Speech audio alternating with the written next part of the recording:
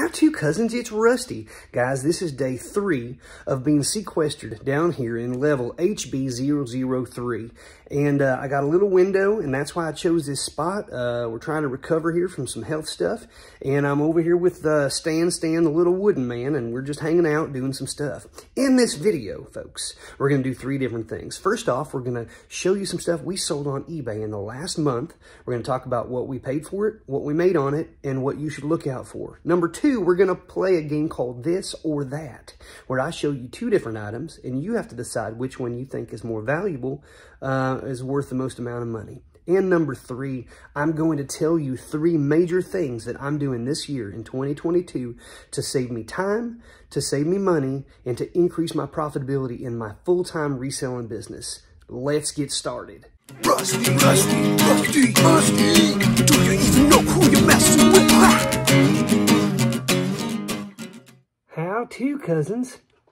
Today, I'm going to take you through some of the stuff that we sold on eBay in the last month. After that, we're going to do a little game. I think it'll be fun. And then after that, I'm going to tell you my plans for how to improve my reselling this year. Let's get to it. First off, we've got this David Yurman ring. I did a video on this recently. It was pretty awesome find. $8. They knew that it was sterling silver, but they didn't look to see who made it. And so they didn't realize it had 14 karat yellow gold on the top right here. And essentially, I put this up, and 4 hours later, folks, I sold it for $224. That's exactly what I put it up for. Clearly, I underestimated what I could make on it. I should have put higher amount, frankly, but still, I cannot be disappointed with $225. No siree.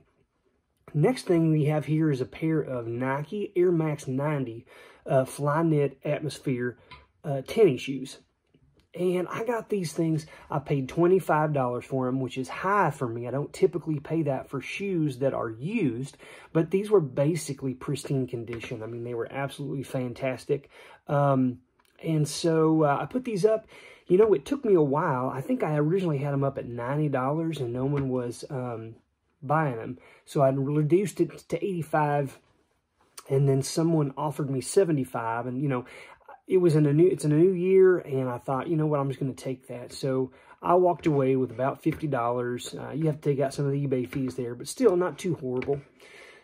Here we have a Canon Lens. This is a 50mm lens. It comes with the little hood on it, the little cap, and then also the little baggie that comes in. And I bought this in a lot. At a local thrift store. I paid $25 for this Canon 40D, I think it was what it was, or DX, something like that. It was one of these old DSLR cameras. It did not have the ability to capture video, only photographs.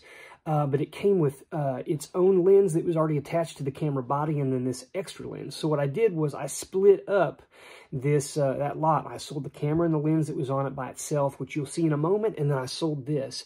So I made profit off of the camera and the other lens. So this essentially was like had nothing into it. So $27, not a ton of money, but it was essentially all profit. Here we got a nice Santa Claus in a purple robe, and it's embossed. It's a beautiful German old postcard. It's a tuck postcard, and just a gorgeous thing. It's got some writing on it, 1908. You got the cancellation there and that old Ben Franklin stamp where he's got the profile looking to the left there. If you're not aware, postcards are very, very nice things to sell and make money on, especially certain categories and certain things. Santa Clauses that are not wearing red is one of them. Green, purple, blue, any of those colors. Rainbow, I don't know what's out there, but if it's something other than red, typically those bring better costs. I paid probably about $4 for this one at a local antique store. $14.50, 2 bids. Same day I sold this one. I had a bunch up at the same time. We've got a Santa Claus with a pink robe on here and a pinkish reddish with a bunch of holly and holly berries there. $14 1 bid as well.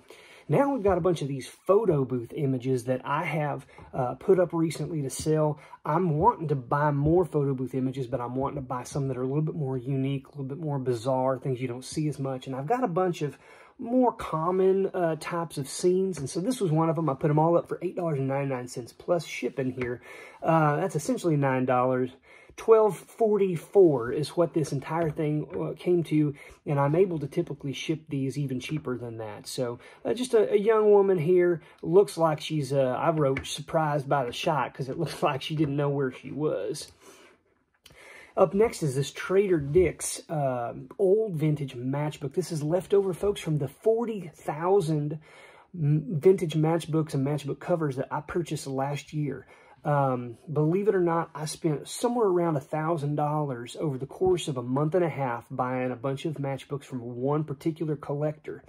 And as it's all said and done, from about, I don't remember when it was, August, it's summer sometime last year, that I bought those. Between then and now, which we're in January of 2022. So in the last roughly 8 months, that $1,000 investment has netted me somewhere in the range of $13,500, believe it or not. It was a fantastic, kind of a once-in-a-lifetime type find, particularly at that price. But I'm still selling them, folks. I got these Trader Dick's, Sparks, Nevada, $12.99. Pretty awesome lot. If I could find 1 or 2 lots like that every year, folks, I would never have a problem having content to make for these videos, and as well as stuff to put on my eBay store. Up next, we have the 1988 vintage original Mighty Mouse rubber toy.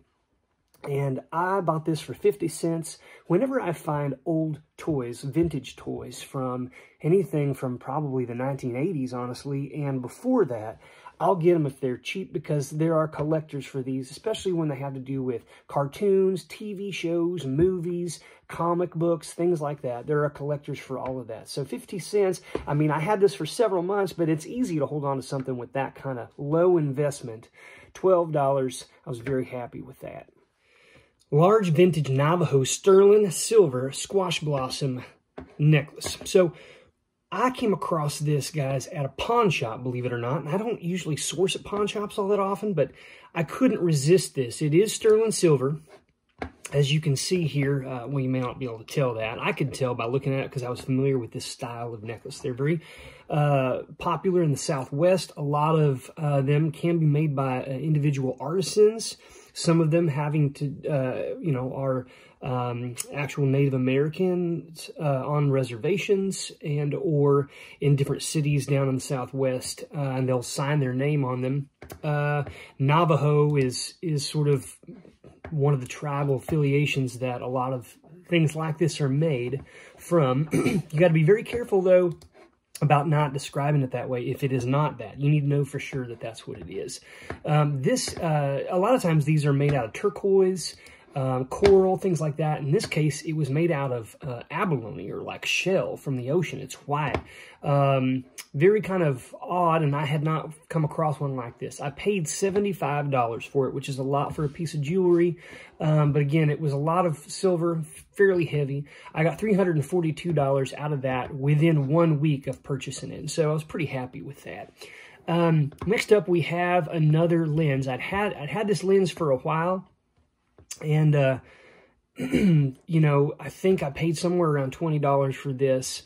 I had it for a few months. I had it up higher than that. I had it up at about 150 at one point in time. And I just slowly continued to drop it until finally I got $100 for it. But still, that's a good sale from that particular purchase. Not a big deal.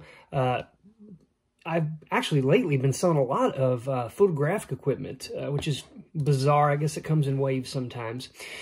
I referred earlier to a particular type of camera that I bought with that other lens that I sold earlier, and this is the one. So I paid $25 again for this bundle of a camera with 2 lenses, and it has a battery. It did not have a charger, unfortunately. Otherwise, I could have sold it for a little bit more than this. It also had a little card in it. It didn't hold very much space because this is an older camera, and they just weren't making them to hold as much space as they do today. But $100 for this. And I think it was $27 for the other. So a $25 investment became $127 in sales in about a week. Just one auction cycle, essentially. 7 to 10 days is when I sold that. Here we have Antique Doctor's Pocket glass thermometers. I bought a bundle of these at an estate sale locally about 2 to 3 months back.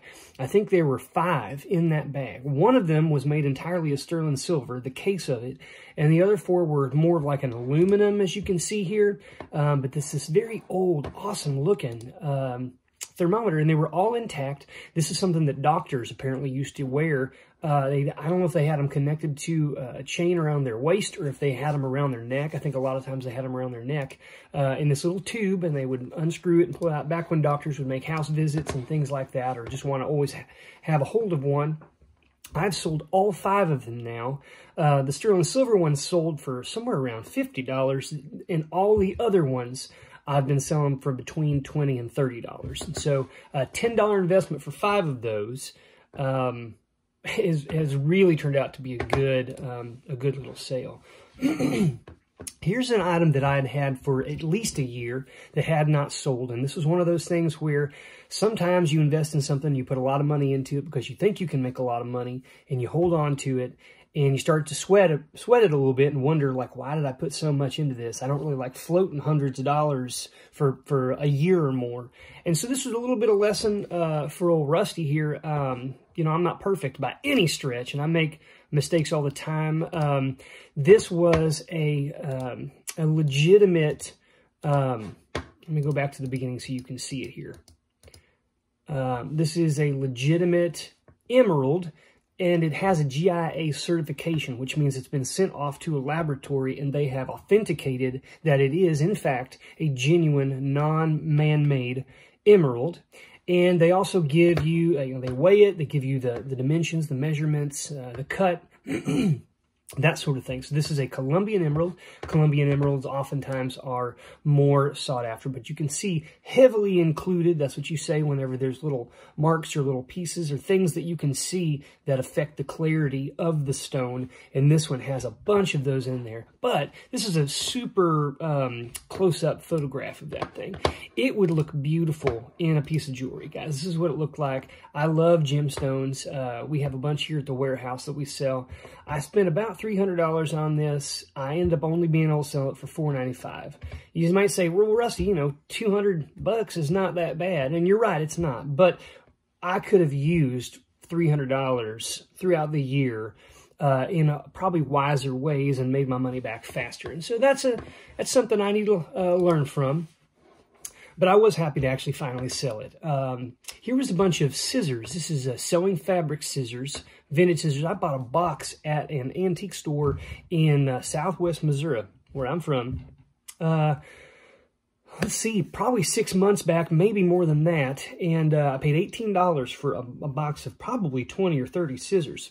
There was a box, they wanted like $2 or $3 a piece for them. I just took the whole box up and said, what will you take for all of it? And she said $18, and I said, sold.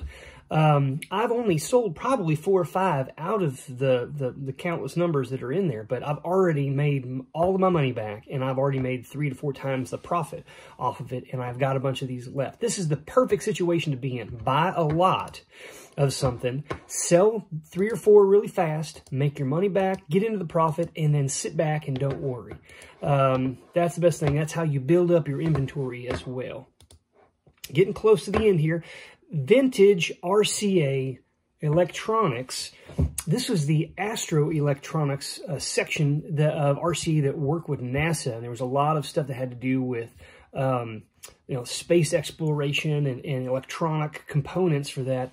But I got a bunch of stuff at an antique, or at an estate sale rather, that was all RCA branded, like swag or advertising items. And this came in that. It was a little box inside. It has the little RCA dog that you may be familiar with if you've seen him. It's that very well-known, the dog sitting there kind of leaning in to this Victrola type thing that played music. And this was just a little doll. And you can see it's just a little doggy, a little porcelain dog here. Right there.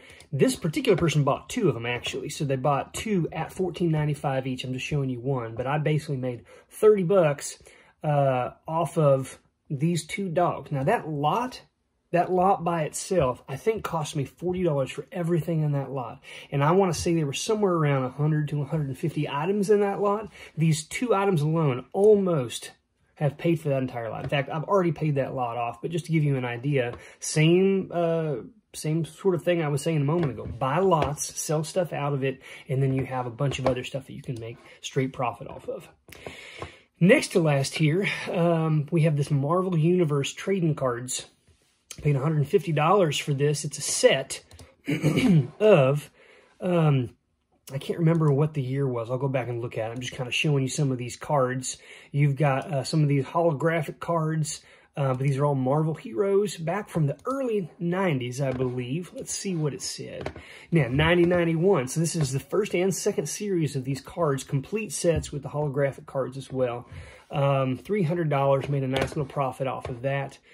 For things like this, it's good if you keep tabs on the types of movies that are going to be coming out, right? So if you find out, oh, Marvel has just announced that they're going to put a new Hulk movie out, or they're going to put out a new Captain America movie or something like that in a couple of months, you should go out and see where there are deals to be made on items of featuring those characters. Because in a couple months, as soon as that movie's released and people start going out to see it, the interest level and the collectors and people wanting to buy that character stuff is going to spike. It's going to go through the roof overnight, and that's the time when you can possibly make a good profit off of something that wouldn't normally be that sought after. Lastly here, figurative boy. It's the big boy. This is like a little dish, gold leaf. It's like an ashtray. I paid $2 for this, I believe. I held on to it for roughly 4 months. Finally got what I wanted out of it, which was $55. Not too bad. Was really happy to get that. These are some of the things we were looking for, guys. But now, let's play a game. Welcome back. How to Rusty. To Rusty How To. How you do? This or that. It's a game. Rusty How To. It's gonna be so much fun. First off today, this or that. Which one is more valuable? On the left here, we have this. I'll show you the back. Or this. I guess this would be the that. This or that. Give you a moment to think it over. Which one's more valuable? If you guessed this, you would be correct. Let's talk about the that first. This is Harold. Harold is a little airplane toy from the Thomas the Train series, the TV series of cartoons and toys. Very popular with kids, oftentimes with train tracks and stuff. The last one of this kind that was made in 2012 sold on eBay for $6.80. I think that if you put it up for, buy it now for 10 bucks, $8, you could probably get that before too awful long. This, on the other hand, is called a military challenge coin. U.S. military community in Augsburg. On the back, it was presented by the Directorate of Engineering and Housing.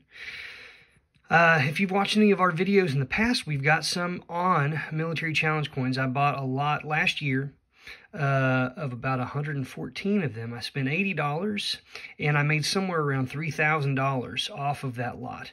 These things were selling like stinking hotcakes with syrup all over them. I mean, people were just eating them up, just eating them out of my hand. One sold for as much as, I think $79 was the most I sold one for. So I almost paid for the entire lot off of one.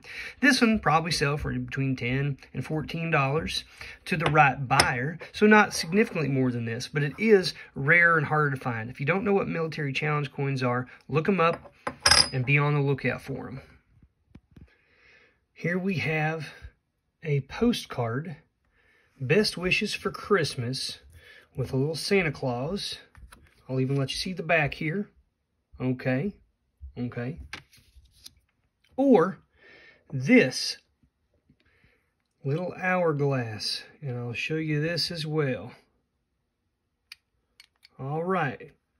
I'm going to flip this over, and when this is done, I'll give you the answer. Just kidding, we're not going to wait that long. The answer is, which one's more valuable? Well, this is, and let me tell you why. First off, postcard. This does carry some value because it is an authentic vintage postcard. It is embossed, which means it's been pressed, and it has a Santa Claus. But as I've mentioned before, Santa Claus postcards where he's wearing red are the least valuable generally. You want to find ones where he's wearing blue or purple or green or gold, things like that. This is a fairly common one, and probably if you want to sell this, you're going to probably be able to sell it anywhere from $3 to $5, maybe slightly more on eBay. So not all that much. But if you can get that for $1 or something, it's certainly worth it. This, on the other hand, is this little Hourglass Timer. And what you may have already known, but you may not know, is that Speedy was the original McDonald's character, essentially. Long before Ronald McDonald was Speedy. He did Speedy service. And also, this thing is made out of silver. You can see the tarnish on that end as well. So what you have here is a silver Hourglass Timer with the old school McDonald's character on it. And the other thing that's rare about this is that doing some research on eBay, there's not another single one like it. This, I believe, was given as a gift to someone who was a manager or some sort of a corporate employee of McDonald's. It's a rare item. You don't find them. This is going to carry a whole lot more value because of how rare it is and also what it's made out of. All right, folks, last one here. This or that. On the left, we have a brand new, sealed, never opened Star Wars Mandalorian character action figure from Kenner, code VC181, all right? Or this silver tone bracelet, bangle. What do you think? Well, believe it or not, folks, if you guessed the bangle, you'd be correct.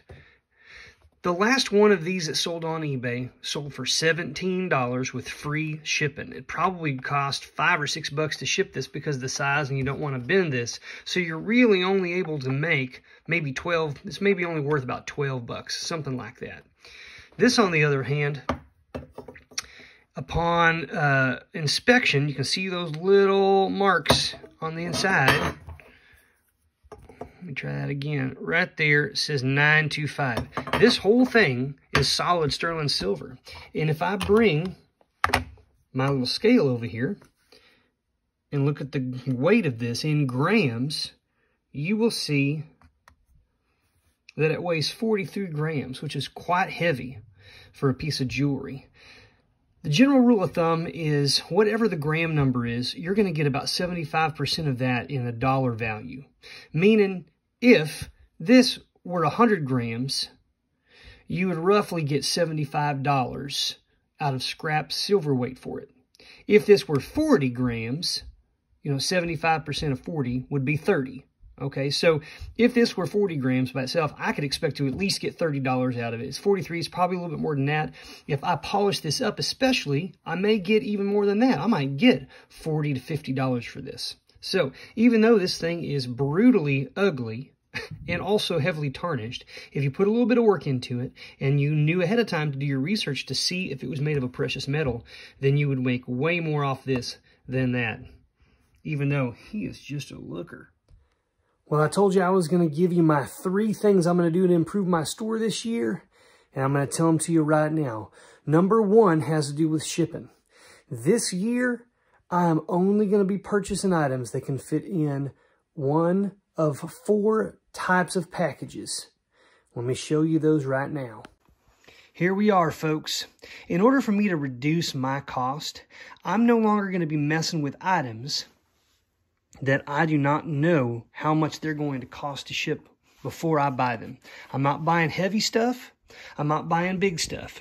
I'm moving to smalls, lightweight, easy, cheap shipping items that will fit in one of these 4 packages, because before I ever buy it, I already know exactly what my cost is going to be, and that helps me know what I'm going to be able to make.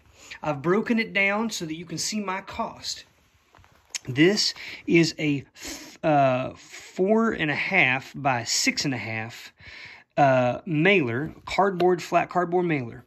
I can get these for 19 cents a piece, and that's expensive, folks. These used to be less than half that. But whenever eBay moved to the envelope, or like whatever that's called, where they'll now give you a tracking number for something this size, these things have, the demand has spiked and the cost has gone way up. But anyhow, This will cost me roughly 19 cents, and then I will put a forever stamp on it, and that's all that's needed. Forever stamps obviously cost a lot more than 38 cents, but folks, I buy mine in rolls of 100 at a time off of eBay of all places, and if I buy them in bulk like that, I can get them down to 38, 39 cents a stamp. So my forever stamps cost me 38 cents. So to ship something in this, like a photograph, a postcard, something like that, it's only going to cost me 57 cents to ship it. Now, I do not get to put tracking on this, but I'm going to take that risk. I never have problems with it really, and if I ever do, I may switch it. I may switch things up, but basically it saves me money by doing it this way.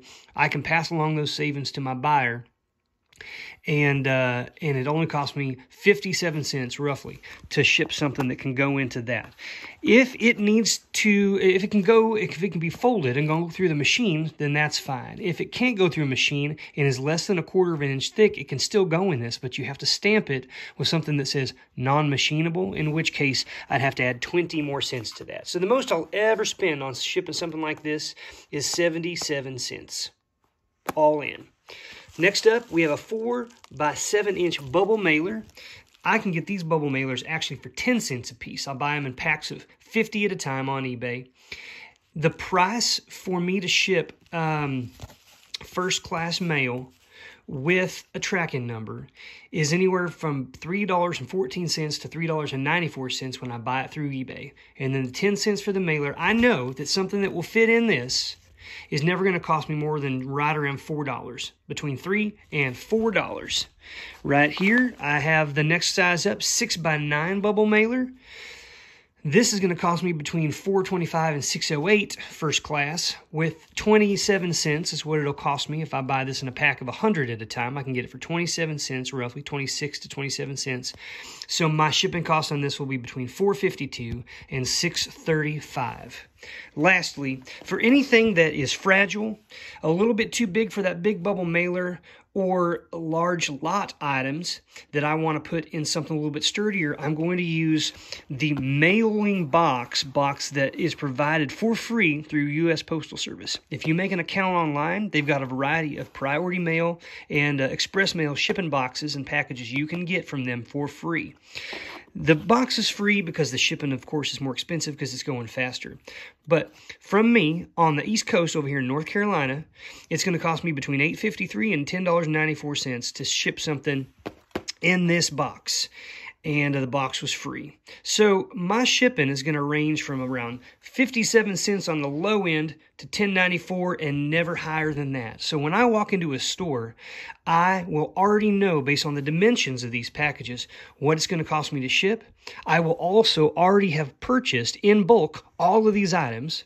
I never have to wonder what I need to ship it with, or if I have the right package size. That saves me time, that saves me money, and it just makes my business smarter in general. Business change number 2 is a 2-part change. The first part is that I'm going to start sourcing a lot more often online instead of out in the community. I have found over the course of this last year that I found a lot of really nice deals on eBay itself or online platforms. From the convenience of my own warehouse office, I can scour stuff across the country or the world of just about any category I want. I can pay them instantly. I never have to leave. So I'm saving myself gas money. I'm saving myself time going around to different places, just hoping that I find something. So that's the first part. The second part is when I buy my items from now on, the majority of the time I'm looking to buy things in larger than quantities of one. I don't want to be buying a lot of one-offs. I want to be buying stuff in bulk, in lots. I've said it time and time again, our bread and butter here is buying in bulk. If I buy a lot that has 100 items in it, and I pay $100 for that 100 items, I already know that I'm in just $1 a piece per item. I will go through, I'll sort, I'll find the items that I know will sell the fastest and for the most money, and those are the suckers I photograph and put up first. If I can get those things sold in the first week, a first auction cycle, I have already returned my investment money back into the business within the first week. And now I don't have to rush to sell the rest, because everything I make from the rest of those items over the course of the year or years is strictly profit. I can take my investment money I used on that lot, turn around and invest in something else. I'm going to buy lots, and I'm going to be buying stuff online instead of horsing around trying to go in a place just hoping to have something for me that day. The last thing I'm doing to help improve my business this year is that in addition, or in coordination with, the items that I buy to resell, which I found elsewhere that were in someone else's possession, I'm also going to be putting more effort and time into creating items myself to sell. So that means artwork, that may mean creative writing projects, that might mean photography, that might mean woodworking items, crafts, things like that, that I can put in, say, an Etsy store or our eBay store, or even try to sell locally at places like antique stores, or on places like Facebook Marketplace and locally in the community.